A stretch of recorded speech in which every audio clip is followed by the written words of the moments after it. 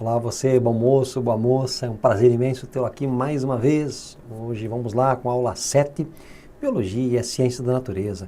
Estamos nos encaminhando aí agora para analisarmos outros aspectos da biologia que fogem um pouquinho da questão relacionada à composição dos seres vivos. Nós queremos comentar um pouquinho hoje sobre aspectos ligados à sistemática, taxonomia e nomenclatura. Quando falamos em organização dos seres vivos, nós falamos que tudo começa a partir de átomos que formam moléculas, que formam organoides, que formam células, que vão formar tecidos e assim por diante. Hoje nós vamos falar de uma coisa um pouco mais macro. Não vamos falar de classificação relacionada à parte de molécula, ou à parte de organoides, ou à parte de célula. Nós vamos falar de uma classificação relacionada aos organismos. Como que nós organizamos alguma coisa? Você já pensou? Como que você organiza o teu armário? Você que trabalha numa empresa, como que você classifica, por exemplo, as pastas no teu computador? Você que trabalha na lavoura, como que você organiza os teus equipamentos quando vai guardá-los num galpão, num paiol? Você que trabalha numa loja, por exemplo, de roupas, como é que são organizadas as roupas por departamento? Você que trabalha como vendedora de calçados, o vendedor de calçados, como é que se organizam? É por marca? É por número? É por cor? Quais são os critérios? Vamos imaginar que eu seja um comprador e você é o vendedor. E eu chego para você e pergunto que eu gostaria de ver aquele sapato, número, no meu caso 42, da marca tal, da cor tal. Quando você busca aquele calçado, qual é o critério lá no depósito de organização? Não sei, que eu não entendo nada de calçado, mas deve ter um critério. Obviamente que esses critérios foram feitos para quê, por quê e por quem. Os critérios, de um modo geral, eles são feitos para quê? Para facilitar um processo de busca. Você imaginou se todos os pares de calçado fossem jogados numa montanha? Os números, por exemplo, seriam todos misturados. Eu creio que um critério interessante é colocar um número. Outro critério talvez interessante é dividir por marca. Então deve ter algum critério que você utiliza para achar o calçado. Você imaginou agora uma coisa um pouco mais ampla? Como que nós classificamos os seres vivos? Nós temos aí mais de 2 milhões de indivíduos descritos. Como é que se classifica isso? Esse número deve passar longe dos 20 milhões. Quais critérios que nós usamos? Se você pensar um pouquinho nos primeiros indivíduos que classificaram, eles tiveram problemas que hoje são menores, digamos assim. Por quê? Quando no século XVIII, 1730, 35, um pouco mais, um pouco menos, foram feitos os primeiros descritos de classificação um pouco mais detalhista, os critérios utilizados não eram genéticos, porque não existia genética. Não eram embriológicos, porque se tinha pouquíssimo conhecimento sobre isso. Muito menos critérios ligados à biotecnologia, à bioengenharia. Os critérios basicamente eram critérios relacionados ao quê? À morfologia, à forma. Ou seja, esse indivíduo é parecido com esse, então ele é mais aparentado com esse. E nós sabemos que aí nós podemos cometer alguns erros. Um exemplo clássico que você deve conhecer muito bem é de um animal chamado cobra cega.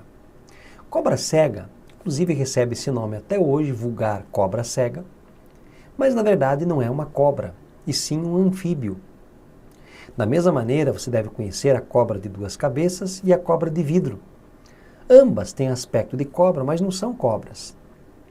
Na verdade, são répteis sim, mas são lagartos sem patas. Temos vários outros exemplos. Se nós pensarmos nas cracas, as cracas por muitos anos foram classificadas como moluscos, mas são crustáceos. Por quê? Porque o aspecto relacionado à classificação era o aspecto morfológico. Claro que com o avanço da ciência, novos critérios foram estabelecidos e hoje se erra menos. Então, uma questão que nós queremos discutir hoje é como eu classifico. Outra questão que eu tenho que discutir com vocês é como eu dou nome. Porque eu classifico sim, mas eu tenho que dar um nome.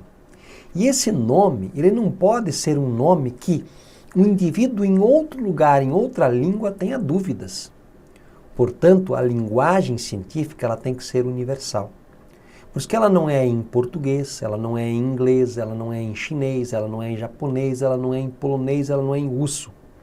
Mas ela tem que ser uma língua universal, que é o latim. Então, se eu falar, por exemplo, me veja uma mimosa. Para o indivíduo que mora em Curitiba, mimosa representa o que alguns chamam de poncã, mexerica, tangerina, etc. Se falar me veja uma mimosa no interior do próprio estado do Paraná, o indivíduo ia relacionar isso talvez com uma vaca, porque uma vaca talvez se chama mimosa. Um outro exemplo clássico, na nossa capital em Curitiba, uma bolsinha que é para guardar lápis, apontador e borracha, recebe o nome de penal. Em quase todos os outros lugares do Brasil, essa bolsa recebe o nome de estojo. Da mesma maneira que é bem típico de outras regiões, outros exemplos, né?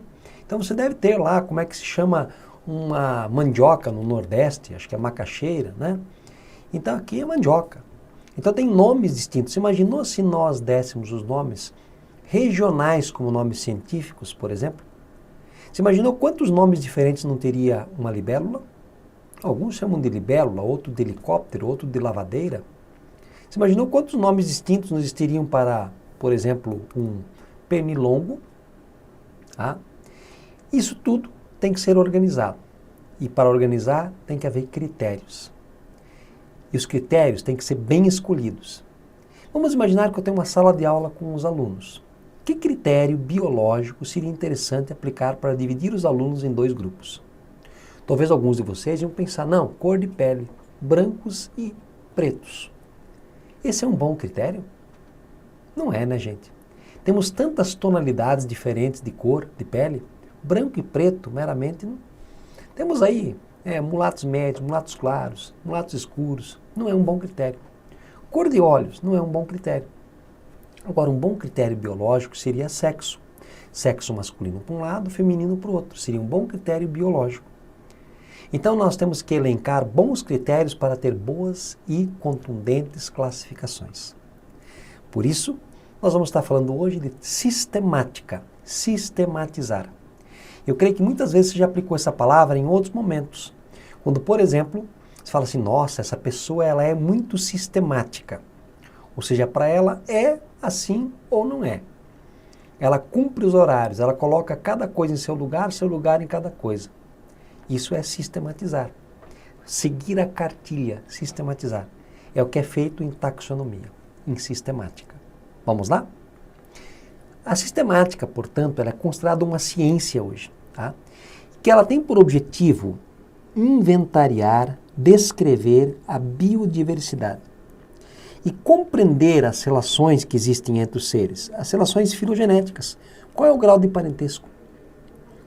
Dentro da sistemática, então, nós temos a taxonomia, que é a famosa ciência do inventário, ou seja, da descoberta, e a filogenia, que analisa as relações entre os seres vivos. Então, nós vamos ter uma sistemática composta pela taxonomia, que faz o inventário, que analisa a descoberta, mais uma filogenia, que avalia os graus de parentesco. Vamos analisar que a taxonomia, ela busca classificar esses seres vivos, claro, de acordo com as semelhanças, mas estabelecendo o quê? Critérios, como eu falei, relevantes. E aí não são só meramente critérios morfológicos, eles podem ser fisiológicos, evolutivos, anatômicos, ecológicos, tantos outros que são conhecidos hoje.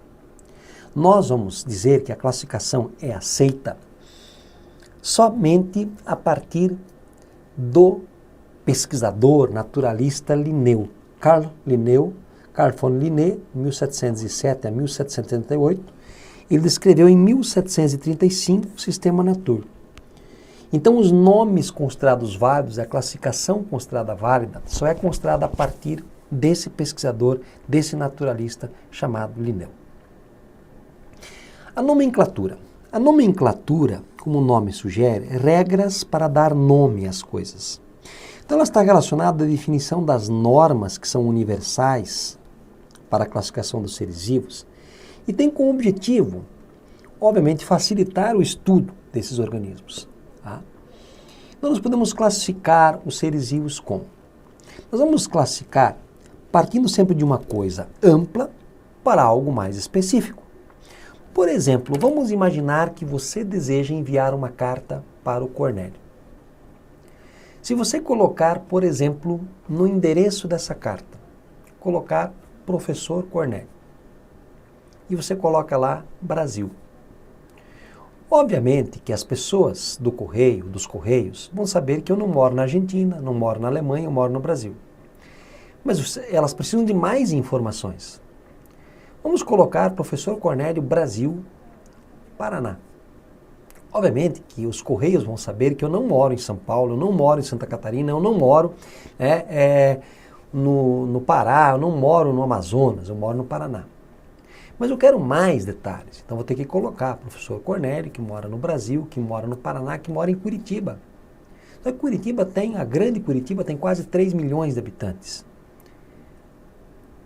Portanto, nós vamos ter problemas ainda de achar. Então tem que indicar qual é o bairro que o professor Cornélio mora. Então você vai ter que colocar o bairro, você vai ter que colocar a rua, vai ter que colocar o número da rua para poder achar. Assim é em classificação. Da mesma maneira, então vamos realizar aqui para você o seguinte, ó. Quando eu falo nisso, eu falo num funil. Eu vou afunilando para descobrir alguém. Imagina que aqui eu quero descobrir este indivíduo. Eu vou partir, ó, por exemplo, de coisas muito amplas sobre ele, até coisas muito específicas. Então a especificidade ela vai aumentando nesse sentido. A diversidade ela aumenta neste sentido. Ou seja, aqui eu tenho uma diversidade muito grande, mas eu tenho pouca especificidade. Aqui eu tenho muita especificidade, pouca diversidade. Vamos seguir e vamos analisar aí. Então o que é colocado aqui? Ó? Nós vamos classificar, olhem só, tá? Nós vamos dividir os indivíduos da seguinte maneira.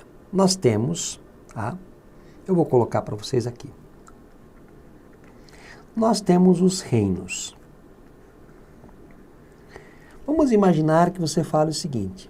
Vamos imaginar que eu queira um animal. E eu não falo para você. Eu falo o seguinte, eu quero um ser vivo. Você vai me perguntar, mas de que reino? Ah, eu falei, eu quero alguém do reino animal. Beleza.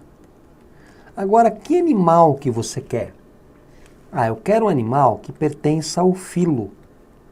Sim, mas filo tem inúmeros, tem mais de 30 filos. Ah, eu quero um animal do filo dos cordados. Quem que é cordado? Peixe, réptil, anfíbio, mamífero. Mas esse filo tem muitos animais. Quem que você quer? Ah, eu tenho que dividir de novo. Eu quero da classe tal.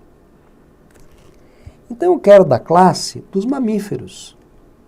Mas mamíferos nós temos mais de 6 mil espécies. Tem muitos mamíferos. Que mamíferos que você quer? Ah, eu vou dividir de novo. Eu quero da ordem, por exemplo, dos... Vamos pegar uma ordem aqui dos carnívoros. Tá? A ordem dos carnívoros. Só carnívoros tem muito. Tem um gato, tem um leão, tem um tigre, tem um cachorro. Ah, então vou dar mais uma divisão para você. Eu quero da família. Tá? E vamos colocar que eu quero aqui da família Canidae. Canidae. Mas a família Canidae tem muitos animais. Então eu quero o quê? Ah, eu vou dividir essa família em gênero. Eu quero alguém da família Canidae do gênero Canis. Mas tem vários tipos de canis. Que canis que você quer? Ah, eu vou te fornecer o epíteto específico, a espécie. Ah. Então, canis e o epíteto específico é familiares.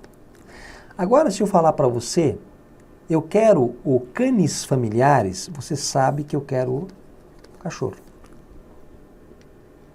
Observe que é interessante isso, né, gente? Então, eu parto de, aqui, muitos indivíduos para ter um único indivíduo. Grande diversidade, pequena diversidade. Eu tenho aqui grande especificidade, pequena especificidade. Ok? Vamos lá.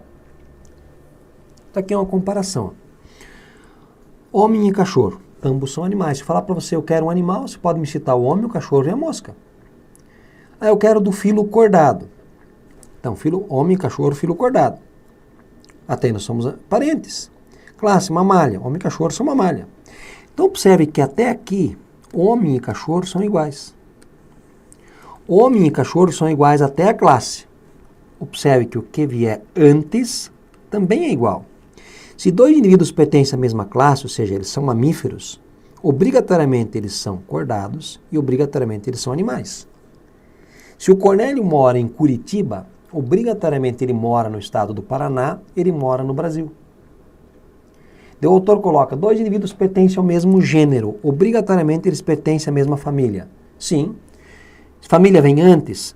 Sim. Se vem antes é igual. Beleza? Aqui nós temos algumas questões bem interessantes a serem elencadas, tá? Agora, algumas regras quando nós falarmos em nomenclatura. Primeira regra, o nome científico sempre deve vir em latim, uma vez que o latim é uma língua morta, mantém-se imutável, não vai ter uma evolução. Embora seja falada, no Vaticano, por exemplo, é considerado uma língua morta. Tá? Por exemplo, ao invés de eu falar milho, milho, por exemplo, em alemão é mais, tá? Em inglês é corn. Tá? Então o nome muda. Então, na verdade, o que eu vou falar? O nome científico, que é Zea mais. Então aqui está em latim. Tem que estar em latim ou latinizado. Segunda regra importante. A nomenclatura de espécie ela é binominal. Então, por exemplo, mosca doméstica.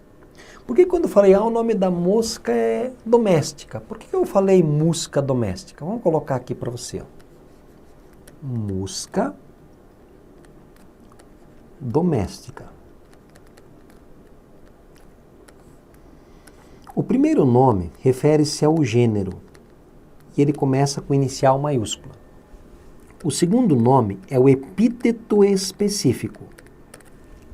A gente tome muito cuidado, que a gente diz o seguinte. Mosca doméstica, esses dois nomes em conjunto, é o nome da espécie. Tá?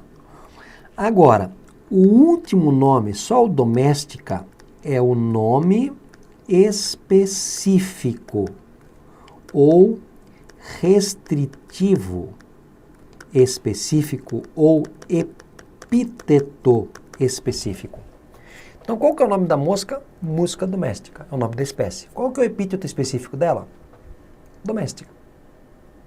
Por que a nomenclatura ela é binominal?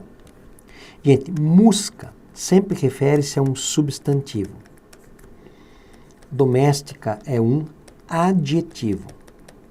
Professor, eu não entendi. Imagina que é o seguinte, eu liste para você aqui, ó, preto, branco, grande, bonito. De quem que eu estou falando? Isso daqui são adjetivos. Se eles não forem precedidos de substantivos, eles não têm muito porquê de estarem aí. Agora, se eu colocar, por exemplo, lápis. Lápis é um substantivo, aquilo que dá nome às coisas. Um lápis preto, um lápis branco, um lápis grande, um lápis bonito. Então, se eu falar meramente doméstica, doméstica, quem é doméstica? É a mosca doméstica, é a mosca doméstica. Podia ser um canis doméstico, claro que não existe essa palavra, mas poderia. Esse adjetivo eu posso, inclusive, repetir. Então, tem que ser binominal, porque o nome específico é só um adjetivo. E esse adjetivo, para ter sentido, tem que ser precedido de um substantivo. Por isso que é binominal. Seguindo. Terceira regra. Para designar a família, se for animal, sempre coloca no final id. Ó, eu falei antes, canide, se escreve idai. Se for vegetal, você coloca um ace. Por exemplo, escreve acai. Arecacei. Ó, arecace. Ok?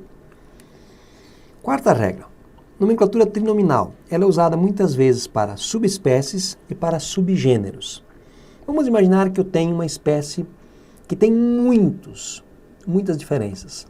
Então, por exemplo, a espécie ré americana, que é a ema. Como tem muita diversidade entre as emas, foram encontradas subespécies ou raças. Então você escreve o primeiro nome, gênero, maiúsculo. O segundo nome, minúsculo, é o epíteto específico. Terceiro nome é a raça ou subespécie. Então, Rhea americana alba. A outra é Rhea americana grísea. A outra é Rhea americana americana. Inclusive, você tem aqui espécies e subespécies iguais. Ok? Vamos lá. A nomenclatura trinominal para subgênero. Quando o gênero é muito grande. Então, por exemplo, Glênia é o gênero. Entre parênteses, também com inicial maiúscula, Paraglênia é o gênero, não, é o subgênero. Tigrinata, nós vamos ter aqui o epíteto específico. Agora o nome, isso é mais curiosidade. A nomenclatura tetranominal tem um exemplo formado por 4 termos. Tem gênero, subgênero, espécie e subespécie. E o nome é de um anfíbio chamado Taricanos microcanos truqui mexicanos. Ó, Taricanos, gênero. Microcanos, subgênero, maiúsculo entre parênteses. Truqui, epíteto específico. Mexicanos, subespécie. Outra coisa, os nomes genéricos, específicos e subespecíficos devem ser escritos em destaque. Sempre tem que destacar. Então, quando eu falei lá, Zéa mais, eu destaquei dessa maneira, sublinhando. Pode ser negrito, sublinhar, aspas simples ou itálico, que é o mais utilizado, obviamente, quando se digita. Quando se escreve, sublinha-se. E o traço não pode ser contínuo. Exemplo de exercícios que podem aparecer para você. Em 1861, foi anunciada a existência de um fóssil denominado Archaeopteryx, que evolucionou o debate acerca da evolução dos animais. Trata-se de um dinossauro que possuía penas em seu corpo. A partir dessa descoberta, a árvore filogenética dos animais acabou sofrendo transformações quanto ao ancestral direto das aves. Então, olha só, dinossauro, um réptil que tinha penas no corpo. Nessa nova árvore filogenética, de qual grupo as aves se originam? De um modo geral, gente, o que se aceita na teoria evolutiva, a sequência para os indivíduos cordados mais evoluídos é peixes, anfíbios, répteis, e abre-se um leque, aqui as aves e os mamíferos. O divisor de águas, um dos divisores de água colocado é o seguinte: aves e mamíferos são animais homeotérmicos. Animais que a temperatura do corpo é praticamente constante. Todos os anteriores são pecilotérmicos. Esse é um dos critérios, tem vários, ok? Então nós vamos ter aqui o seguinte, ó. Ele quer saber nessa nova árvore filogenética, tá? De qual grupo as aves se originaram. Então, dos peixes ósseos, dos répteis, dos mamíferos, dos peixes cartilaginosos ou dos anfíbios. Pelo que ele deixou claro aí, derivaram dos répteis. Então, peixes, anfíbios, répteis e abre-se o leque, aves e mamíferos. Portanto, letra B. Os bichinhos e o homem, a Arca de Noé. Nossa irmã a mosca é feia e tosca, enquanto que o mosquito é mais bonito. Nosso irmão besouro, que é feito de couro, mal sabe voar. Nossa irmã a barata, a bichinha mais chata, é prima da borboleta, que é uma careta. Nosso irmão o grilo, que vive dando estrilo só para chatear. O poema acima sugere a existência de relações de afinidade entre os animais citados e nós, seres humanos. Respeitando a liberdade poética dos autores, as unidades taxonômicas que expressam a afinidade entre nós e esses animais. Então nós temos, reino, filo, classe, ordem, família, gênero e espécie. Sim. Os animais citados, se você verificar aqui, falou da barata, falou da borboleta, do grilo, vamos lá, da mosca, do mosquito, do besouro. Ou seja, ele falou de artrópodos. Artrópodo representa um filo. Tá? Artrópodo. Ou artrópodes. Isso aqui seria, por exemplo, uma mosquinha. Tá? Agora, nós não somos artrópodos, nós somos o quê? Cordados. Outro filo. Só que anterior, ó, tudo que vem antes vai ser igual? Não sei, tem que pesquisar. Tudo que vem depois aqui já é diferente, então aqui vai ser diferente. Agora, qual é o reino? Tanto o mosquito quanto o homem pertence ao reino animal. Então aqui, reino animal, aqui, reino animal. Então nós estamos no mesmo reino. Então a semelhança entre nós é a nível de reino. O restante tudo é diferente. Reino, portanto, letra B. No cardápio de uma churrascaria, há um prato composto por picanha bovina, costela suína e carnes de lebre e jacaré. Então, picanha aqui é um mamífero, aqui é um mamífero, carne de lebre é um mamífero e jacaré é um réptil. É correto afirmar que nesse prato encontram-se representados de um filo. Qual é o filo aqui? Ó, filo, classe, ordem, reino, filo, classe, ordem, família, gênero e espécie. Um filo. Tem um único filo? Sim. Qual filo? O filo dos cordados. Duas classes, répteis e mamíferos. 3 ordens. Ordem, vamos lá. Bovinos, aqui é picanha, nós vamos ter um bovino aqui, um suíno aqui. Aqui nós temos um suíno. Vamos separar para vocês. O boi e o porco têm uma diferença básica. O porco, quando deixa a marquinha no chão, ele deixa uma marquinha de 3 dedos. O porco deixa uma marquinha de 4 dedos. O porco nós chamamos de peristodáctilo, a classe dele. E do boi é artiodáctilo, são ordens diferentes. A lebre, tá, é uma outra ordem. Tá? Então nós vamos ter mais uma ordem, são 3 ordens diferentes. E o jacaré é um animal de uma outra classe, de uma outra ordem, a ordem dos crocodilianos. Então nós vamos ter aqui 1, 2, 3, 4 ordens.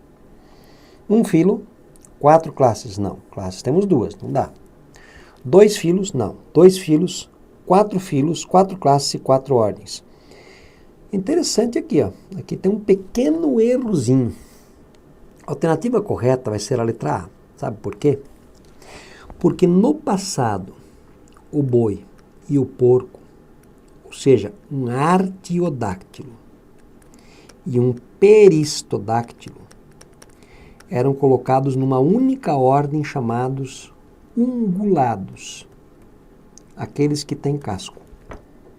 Então, eu vou considerar esses dois como sendo uma ordem, a lebre sendo a outra ordem, os lagomorfa, a lebre, é a segunda ordem, e o jacaré, os crocodilianos, a terceira ordem. Só que, na verdade, hoje estaria errado. Por quê? Porque nós temos 4 ordens aqui, mas por eliminação nós ficamos com a letra A. Ok? E assim nós finalizamos esse nosso encontro sobre sistemática e taxonomia. Espero que você tenha aproveitado o máximo. Curta as nossas aulas, permaneça conosco, bons estudos e até o nosso próximo encontro. Valeu!